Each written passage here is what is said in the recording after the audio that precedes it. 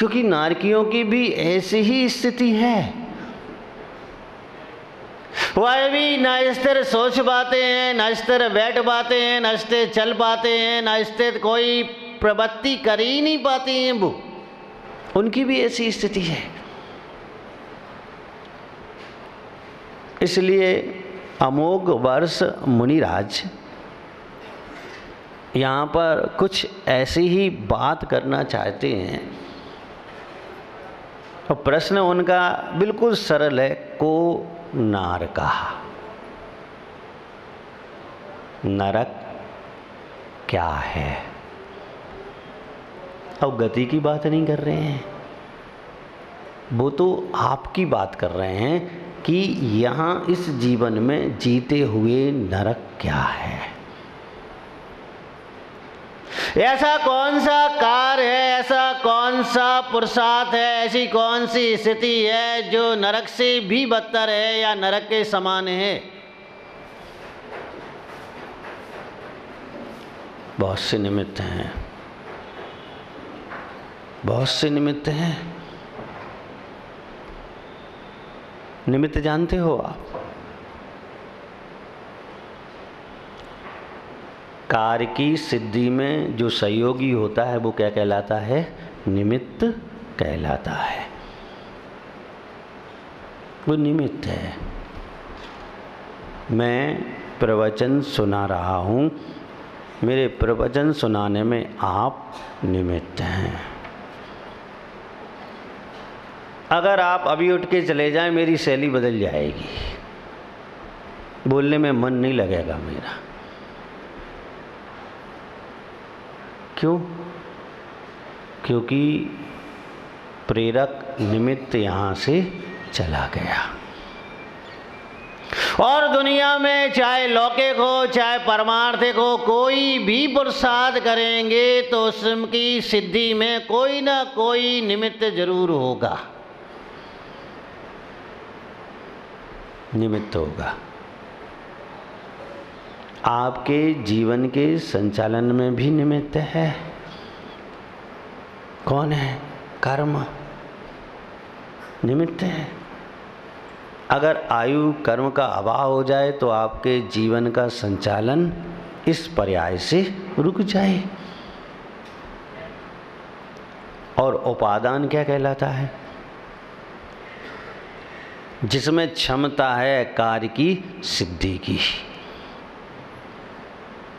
जिसमें जीवन को जीने की योग्यता है, वह योग्यता उपादान कहलाती है। ऐसे समझ में नहीं आएगा, सरल उदाहरण से समझते हैं। कुम्हार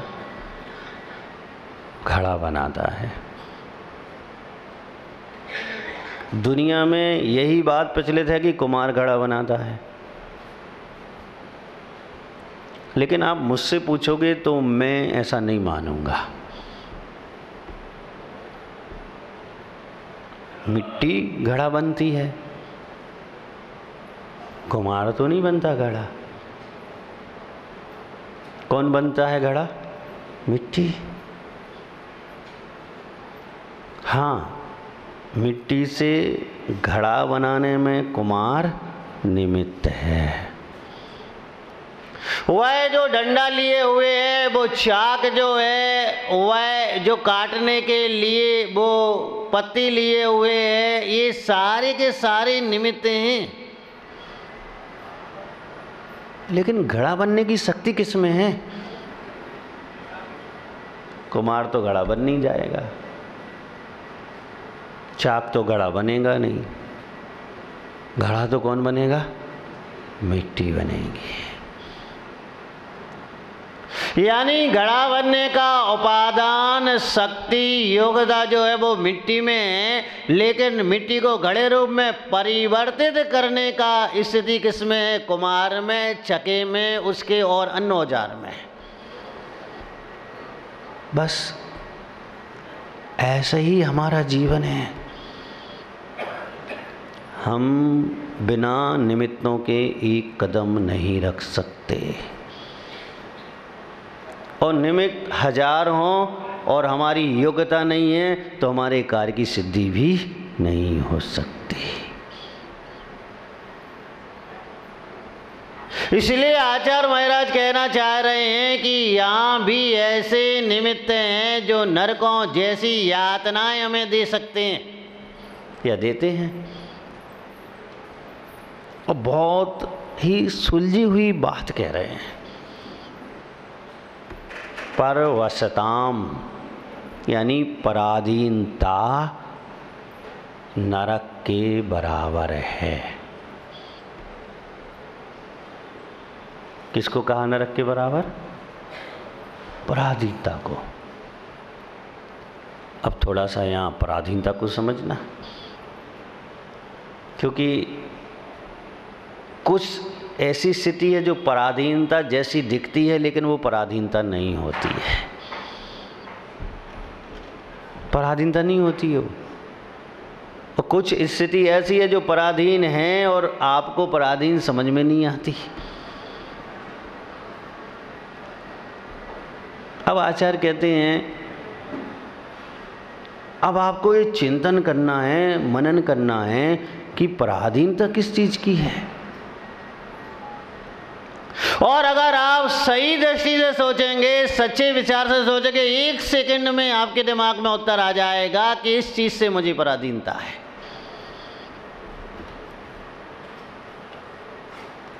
आप तो चाहते हैं मैं भी 20,000 रुपये लेकर बम्बई जाऊं और अंबानी जैसा ग्रुप खड़ा कर लूं। आप तो चाहते हो, क्योंकि जिसने वो एम्पायर खड़ा किया वो 20,000 रुपये लेकर ही बम्बई गया था। 20,000 रुपये भी हाथ में ले लो, ट्रेन में भी बैठ जाओ और बम्बई भी पहुंच जाओ, क्या होगा? अगर आपका उपादान उतना होगा तो ही आप सफल होंगे, वरना 15 दिन नहीं लगेंगे 20,000 रुपये समाप्त होने में।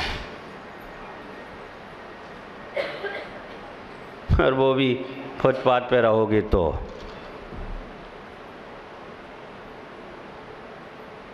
और ताज में पहुंच गए तो एंट्री नहीं हो पाएगी। क्यों भाई? अरे निमित्त तो है, बम्बई भी है, 20,000 रुपये भी हैं, लेकिन उपादान नहीं है। वह उपादान नहीं है, वह योग्यता नहीं है कि आप 20,000 से 20 करोड़ तक पहुंच सकें या 20,000 करोड़ तक पहुंच सकें। ये योग्यता नहीं तो बहुत है। और सबसे बड़ा निमित्त पराधीनता का हमारे पास है तो वो है कर्म उदय। आचार्य भगवान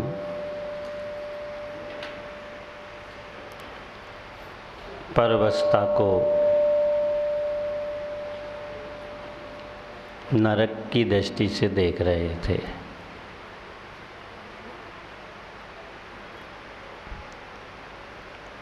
और उन्होंने कहा था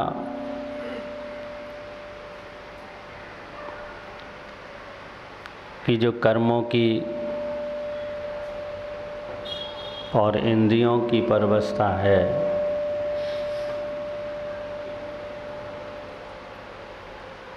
वह नरक जैसी ही है।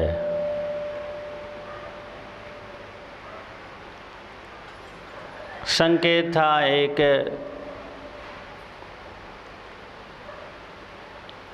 कि हम इस परवस्था को छोड़ें, क्योंकि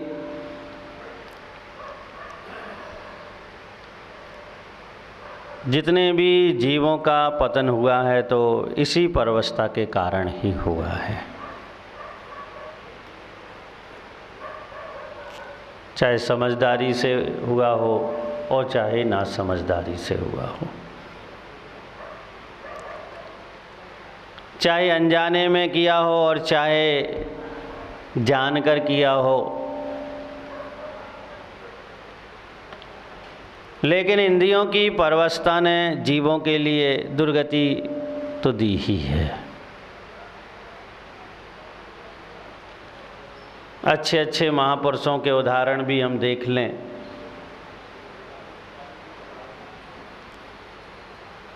उन्हें लोग आज तक कोस रहे हैं तो मात्र इस परवशता के कारण ही कोस रहे हैं। भव्य आत्माओं, उनके सामने आप तो कुछ भी नहीं हैं।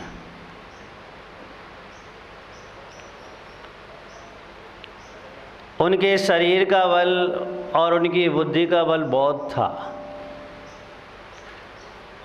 उसके बाद भी इस परवशता ने उन्हें पतन दे दिया। अगर हम समीक्षात्मक अध्ययन करें और विचार बनाएं तो हमें ये समझ में आ जाएगा कि हमारे अंदर सबसे ज़्यादा परवशता है, पराधीनता है या इंद्रियों की अधीनता है। और वही संकेत यहाँ दिया जा रहा है कि हम उस पराधीनता से बाहर आएं, यानी इंद्रियों के विषयों को छोड़ें। अब आगे के प्रश्न में आचार्य महाराज, ये पंखा बंद करवा देना। आचार्य महाराज इसी से संबंधित एक बात कहना चाह रहे हैं।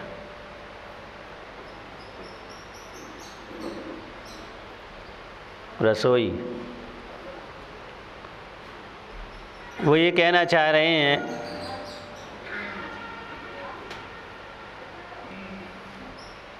कि व्यक्ति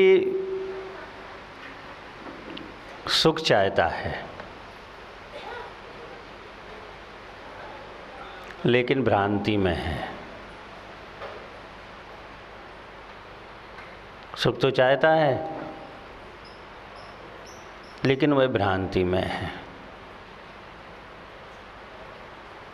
तो आचार्य महाराज का आगे का प्रश्न है, किम सौख्यम,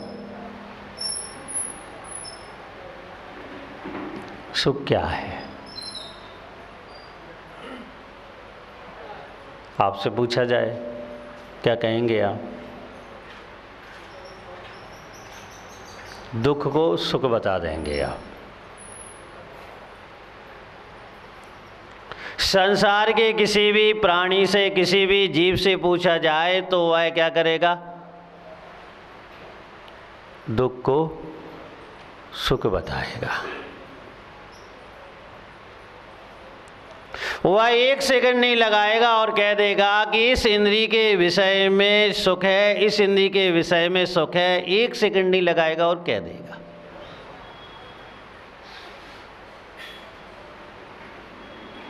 समझदार आत्माओं, हमने भी ऐसा ही किया है। हमेशा से सुख के संबंध में हमें भ्रांति रही है, हमेशा से। हम दुख को ही सुख मानते रहे और ऐसी आदत बढ़ गई है, ऐसी आदत बढ़ गई है कि अगर वास्तविक सुख मिल भी जाए तो उसे हम दुख के रूप में ही देखेंगे। आपसे कहा जाए कि ध्यान करो, आपको दुख महसूस होगा गारंटी के साथ, जबकि ध्यान से सुख मिलता है। और आपके लिए ध्यान से दुख का एहसास होगा, ऐसा लगेगा कि इसमें तो बहुत दुख है, ध्यान तो बहुत दूर है। आपसे इतना ही कह दिया जाए कि महामंत्र के लिए साक्षोवाद से जपो, 9 बार नहीं जप पाएंगे और अगर जप लेंगे तो सिर में दर्द शुरू हो जाएगा। क्योंकि आपने मान लिया है कि ये जो सुख की अनुभूति है यही दुख है, और यही गलती हमने सदियों से की है। और उसी चीज का परिणाम है कि जब हम सुख को दुख मान रहे हैं तो फिर दुख को हमें सुख मानना ही पड़ेगा। हम मान रहे हैं तो आचार्य महाराज पूछना चाह रहे हैं कि सुख क्या है। संसारी प्राणी तो ये कहेगा अच्छा भोजन सुख देने वाला है, अच्छे वस्त्र सुख देने वाला है, या इंद्रियों के अच्छे अच्छे विषय मिल जाएं वो सुख देने वाले हैं। लेकिन आचार्य महाराज दूसरी बात कह रहे हैं। वह यहाँ पर ये कह रहे हैं कि सर्वसंग विरक्तियाम। संग का अर्थ समझते हो क्या होता है संजीव भैया? क्या होता है संग का अर्थ? संग गा,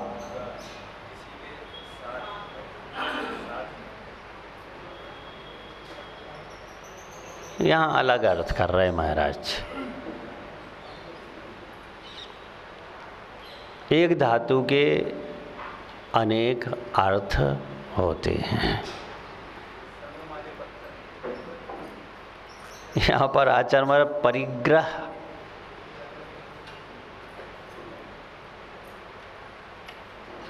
सर्व शब्द के साथ जोड़ रहे हैं कि सुख कहाँ है। तो सर्व परिग्रह से विरक्ति में सुख है। यानी वह ये कहना चाह रहे हैं कि परिग्रह से विरक्ति जो है वो सुख का कारण है। ये तो आपको वैसे ही प्रैक्टिकल रूप में होगा कि परिग्रह दुख का कारण तो है। परिग्रह का अर्थ क्या है? जो आपके पास है वही तो परिग्रह है। इस शरीर से लेकर धन धान आदि जो कुछ भी है वो सब क्या है? परिग्रह है।